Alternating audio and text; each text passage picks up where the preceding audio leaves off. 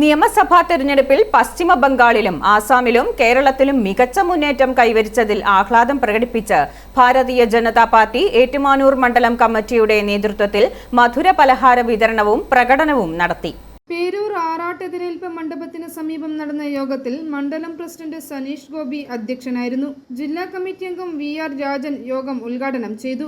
Municipal president KV Sabu, മണ്ഡലം general secretary TR Rajesh, Perur Murali, Mahila Morcha ജില്ലാ president Usha Suresh, കൗൺസിലർമാരായ Radhika Ramesh, Sindhu Karuthedam, Thara Suresh, Rashmi Shyam, municipal general secretary Ramachandran Nair എന്നിവർ പ്രസംഗിച്ചു.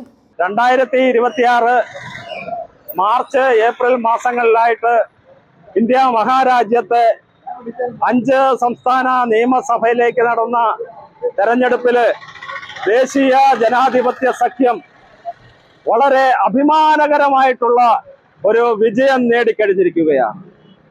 ഇവിടെ രാജ്യവിരുദ്ധമായിട്ടുള്ള ഇന്ത്യ മുന്നണിയിലെ ഘടക കക്ഷികളെ നിലം പരിശാക്കിക്കൊണ്ടാണ് ദേശീയ ജനാധിപത്യ സഖ്യം ഇവിടെ വൻ വിജയം കരസ്ഥമാക്കിയിരിക്കുന്നത്. നമുക്കറിയാം, പശ്ചിമ ബംഗാള് അതുപോലെ തന്നെ ആസാം വളരെ നിർണായകമായ സെൻസിറ്റീവ് സംസ്ഥാനങ്ങളാണ് പശ്ചിമ ബംഗാളും ആസാമും ഒക്കെ തന്നെ.